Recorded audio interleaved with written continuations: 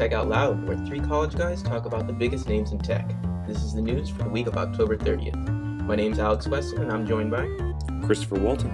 And Andy Dang is unable to join us this week. So, as Andy would say, let's get down to the meat of it. Red cameras. Yes, Red cameras. Red had its big announcement this week. It is making its debut with the Red Scarlet series. It is the Scarlet official 5K. Still shoots in 4K video, but it's at the cheaper price of $9,750. I know Alex has a video production company, and a camera this quality and this reasonable of a price, if you have a good budget, is a pretty good deal. And what do you think, Alex? I think it's a great deal. Now, if I had a budget and actually could afford $9,750, I would jump on this totally, and I probably should start saving up, because I know Red has 4 packages ranging from $9,750 to $14,000, and I'd love the $14,000 package, because Red cameras are awesome, and I'm glad that they finally come out with a camera that's actually affordable for say low budget companies. Mm-hmm. And overall, it's a great product. So, yeah, Red is it's the release of Epic, its baby sister. Epic was the first model, I believe. Epic was a very powerful camera, but it was just too pricey for a lot of film companies to pick up. And now that Canon has released its pair of Cinema EOS cameras, then and now Red has its finally its release of the Scarlet. It's kind of like these two cameras companies are going at it. But now, since Red is able to make a product that's more accessible to all the other companies at a reasonable price, we might be seeing a new wave of cinema masterpieces in the HD quality. And I think that's pretty cool. In other news today, Google releases its update for Gmail for the iPhone 4, 4S, and also the 3G models, 3GS. I don't think it supports 3G anymore, unfortunately. And I know Alex has a 3G. I know. I really need to upgrade. I keep saying that every podcast. I really do. It's unbelievable how behind I am. And it's a new feature, the feature that now, if you a lot of you Gmail users see, it's new improved updates. You're able to kind of get a better glimpse of tabs and be able to sort the items in a specific folder, and you're able to get a better overview of everything compared to the just normal boring look of the original Gmail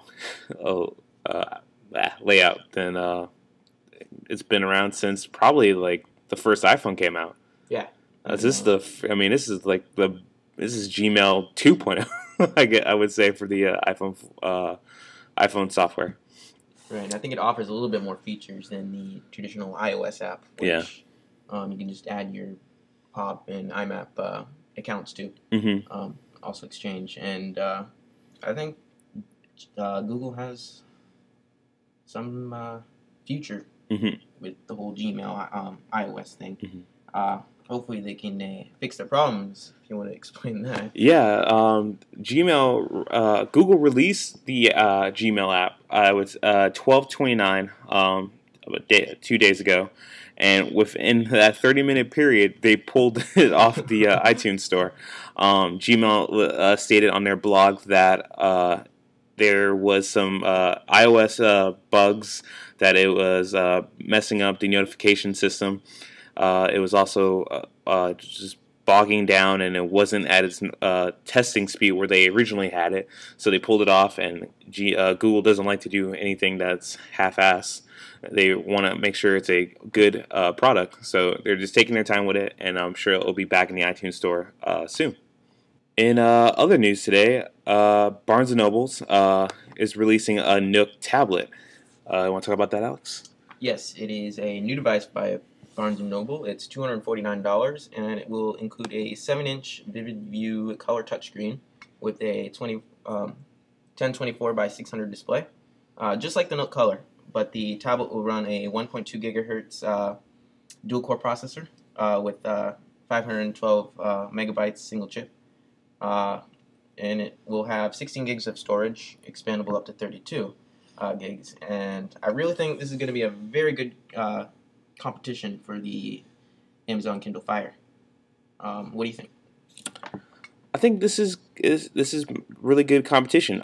It's also kind of coincident. I don't think it's a coincidence that Barnes and Noble is releasing this a day after the Kindle Fire release. November 6th is the Kindle. The Nook release, and number 5th is the Kindle Fire. Right. Am I? I think so. Am I right on those dates? You double check me. November 16th. November 16th. The day they will start selling the Nook. It will. Barnes and Noble will start selling the Nook. So it's about 2 weeks away. Right. Looking forward to it. I'm definitely interested to get my hands on the Kindle Fire and also the Nook tablet to see, what I want to purchase for this Christmas. Am I going to go have a Kindle Fire, or am I going to have a Nook, a tablet? I mean, the Nook has great access to the Barnes and Noble store. I mean, that's their store is amazing. I know I have a basic Nook, one of the first ones to come out, and that's really good. I love it. But I do like what Amazon's doing with the Kindle Fire, with their access to everything in the Amazon store. It's me as a Prime member. It's a lot of products that could be accessed to all through an Amazon device, and I like that a lot. So we'll just have to wait and see what happens around November 16th. And does the Kindle Fire have Netflix, Pandora, all those apps in their store that you can access on the Kindle Fire? I believe so. I do know their access to the Amazon's TV service. Okay. They also have their Amazon movies. I don't know if they're going to have it since Amazon has such a wide variety of media already. Are they going to make it? Probably with Netflix, I could see that happening, but I don't know with Hulu Plus. That's having another TV service on top of what they already Amazon offers. Mm-hmm. It's kind of competing with Amazon. I don't think they want competition. Right, because I know the Nook tablet will be coming with Netflix, Hulu Plus, and Pandora. Mm-hmm. So if Amazon has those, it's definitely going to be a good competition between those two companies. Definitely. And in other news today, Jawbone releases a kind of a health tracker, almost like a Nike Fit ID or plus the running instrument that also tracks your steps, your speed, your GPS location. It's a pretty good Nike app, but Jawbone is now bringing into this market. I know they've been a Bluetooth provider for a number of years. The Jawbone, they're calling it the let's see, it's the I don't think they have a name for it specifically yet. I just know it's produced by Jawbone. What it is a Bluetooth device that goes around your wrist, and it's for $100. It tracks your eating habits, your steps that you counted, your workout activity. All syncs to your phone, your iPhone. I'm sure they'll be coming out with an Android and maybe a Windows app soon, but I know their first platform is the iPhone. This device also tracks your sleeping habits and able to wake you up during your different sleeping stages, which is that's kind of creepy. Yeah, I know. If it knows what kind of sleeping stages. Yeah, you don't really need an alarm clock anymore. It just vibrates. Yeah, it just vibrates. Wakes you up. For $100, I'm willing to give it a shot. What about you, Alex? Yeah, I mean, I still need a new phone for it to work, but yeah, I definitely would purchase one and try it out. I really think it's also a competition for Motorola's Moto Active, which we talked about earlier, mm-hmm. which is also what you wear on your wrist. It has a screen, and it basically tracks your exercising and a bunch of stuff like that. But the fact that it's just a simple bracelet and it can do all those things like wake you up and track how many steps you walk and monitor calories and what you eat, it's definitely impressive and something I would consider buying. And it comes in a variety of colors, and it'll be available to the public November 6 for $100, and I'm thinking about picking one up. And we'll do a review if I do. I'm sure one of us will probably get it, and look forward to that review coming soon. In other news today, Kevin Rose, the creator of Dig.com, he's also famous for doing a Dig Nation on Revision 3. He has branched off from his company of Dig, started a new startup company called Milk, which just deals exclusively in web apps and mobile apps. Today they released their app Oink. Oink is a location-based service that lets you rate the items inside of a specific store instead of the store itself. Now, there's tons of apps already on the market that let you rate the store: Yelp, Urban Spoon. I know I have a couple of these apps on my phone. How about you, Alex? Actually, I used to. Mm-hmm. I had to get rid of a few. I ran out of space. Another reason why I need a new phone. And but I would definitely download this one. I think the way it works is it's based on hashtags. Mm-hmm. So basically, if you type in T, like pound T, it ranks by place and location. Mm-hmm. So you can choose the best one in the area, and then go there. Essentially, it's definitely bringing a new I would say a new feel into the ratings and of location-based items. I know Foursquare lets you check into places. So is Koala. It's a location-based checking, and it lets you also. I don't think it lets you rate the place. It just lets you leave notes and footnotes for other people who are coming in. Yelp and Urban Spoon are more specific places, but they just deal with the food. I know Urban Spoon only deals with food, maybe entertainment like movie theaters, and some local stores. Same thing with Yelp, but this will be the first specific app that's just dedicated to the items that these stores put out. Right, and not the specific business itself, Mm-hmm. which is a good thing. Yeah, and I think that's pretty interesting, and we'll download it today, and I'll give it a shot, and look forward to our review on that in the next podcast as well. Also, there seems to be some iPhone 4S problems in the past week. Gotta love those problems. Yep. Let's see here. There was a problem with the battery on the iPhone 4S, and apparently it's a problem with the location services, and it's causing battery life to decrease a lot more than expected. And Apple released a statement, a basic statement saying that they acknowledge the problem and will release a software update to fix the problem in the upcoming weeks. Other than that, they really haven't said anything about it. People have solved that problem temporarily by turning off location services and location-based apps, GPS features. But that's really temporary, and others say that didn't really work. So iPhone will be coming out with a software update for that problem. And with any phone, you're going to start seeing bugs and battery life drain, and I think that's just normal. It's nothing to start pointing fingers at, ooh, look, Apple, the first iPhone 4, you had antenna problems, now you have battery problems with the iPhone 4S. Every phone has its problems. You just got to give it time for this to come out with those patches. I'm sure they'll be able to fix. It's not a hardware problem, as I'm aware of. I don't think so. Do you know, Alex? Is it hardware, or is it just software? I think it's software related. Software. I mean, they're coming out with a software update to fix the problem. So I figure, since it's location-based services, I guess it's just software-based. Also, with the iPhone 4S, Siri went down a week ago. Not a week ago, a few days ago, actually. And again, like you said, don't start pointing fingers at Apple, because really Siri's in beta still. So what happened was now, is it in beta like Gmail beta, which is what Gmail was in beta for like maybe 6 years, or is this just going to be like a temporary beta until they should be able to, let's say maybe by the next iOS update should be on beta anymore and should be in its prime and output stage? Right. It should be in its output stage by the next iOS update. Okay. So, I mean, really, the only problem was that I guess the servers were overloaded, really, because the problem was with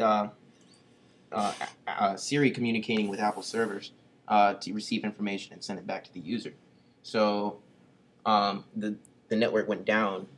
Siri network went down. So, and it went back up a few hours later. So, I guess just because it's in beta, you expect problems like that, and it's no reason to point fingers at Apple because it's still being worked out. Bugs, like you said, still being worked out. So as time goes on, I think the service of Siri will get better. Yeah, and I think but it's still having to go down. This is like supposed to be your personal assistant. It's kind of like your personal assistant took a holiday for a couple days. Yeah, it did. And you know what? Somebody asked Siri, "Where have you been?" Because the service was down. So when it came back up, he asked Siri, "Where have you been?" And it pulled up locations for day spas and hair salons, which I thought was funny. That's awesome. It's kind of like Apple's clever way of just teasing its customers and saying, I was on vacation, but I'm back and I'm stronger than ever. Yeah. In other news today, also pretty much news pertaining to tomorrow. Anonymous, a group of hacker activists, have made a mysterious career of big game hunting. This group of hackers is porting out to be a part of having the biggest attacks in hacking history. They hacked Bank of America, a lot of government sites, and they're most famous for is the Sony hack, which crashed Sony servers. They shut down maybe for, I think it was about 2 or 3 days. They lost tons of information, credit card information, personal information that tons of Sony PlayStation Network customers have given to Sony as as good faith, and Sony let that all go into a hack. And now these people are Anonymous is saying that they will be targeting Facebook on November 5th. What do you think of this, Alex? That's crazy. I can't even imagine Facebook going down. There's so many users that use Facebook. Like, people can try. I just don't see how they can succeed. I mean, Facebook hasn't made any announcements about maybe stepping up security a little bit or anything like that, and I don't think they're really too worried. But I know Anonymous is a really big group, so I'm kind of half and half here. Yeah, I'm a little worried. I mean, these guys took all this secure and private information from Sony. Imagine the information they can get from Facebook. People put their lives on this social network, and to have all that taken away and all that privacy, and some group of people have all that access to right now, that's a little creepy, and it kind of scares me a little bit that Facebook has this much power that they're almost a part of our lives now, and they're not having release a press release saying you guys have to worry about it. This is just hoax, or this is just you don't have to worry about it at all. Some kind of safety net that's going to be provided. Make me feel better that all my information out there is not going to get stolen, and my identity is going to be stolen and being used somewhere else. Right, and actually, if Facebook ever did make a release like that and say Anonymous did attack them and succeeded, then they'd really be in trouble. Yeah. So I'm not sure about anybody else, but if you do want to follow Anonymous's recent action, you can follow them on Twitter. They're OP_FB stands for Operation Facebook. Yeah, interesting name. Yeah, I guess we'll see tomorrow if or if this attack is going to be legitimate or just a hoax, right? Or a cry for wolf. And also, Anonymous might be attacking Fox News. Yes, Fox News, the trustworthy news site, fair and balanced. That's right. And Anonymous, I'm going to give you permission to go ahead and attack this one. yeah, feel free. Just don't touch Facebook. Just Go ahead and take Fox You can News. have Fox News, Anonymous. I'll give you the keys. But leave Facebook alone. Yeah. All right, and I think that concludes our podcast for this week. Annie Dang will be hopefully joining us next week. I know it seems almost every other week one of us is getting sick or just can't make it to the show. Right. So anyway, if you want to contact us, feel free. You can email us at fansoftechoutloud@gmail.com. You can also stop by our Facebook page, facebook.com/techoutloud. You can also follow us on Twitter at techoutloud. And our podcasts are all archived on youtube.com/TOLpodcast. And we are now in the iTunes store. I'm in the podcast section, so if you type in Tech Out Loud, all one word, and you'll be able to download us and subscribe to our podcast and be able to get the weekly updates to our podcast. So thank you guys for listening, and we will see you guys soon.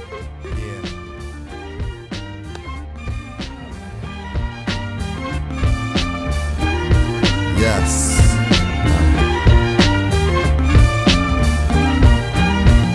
I want to be as free as the spirits of those who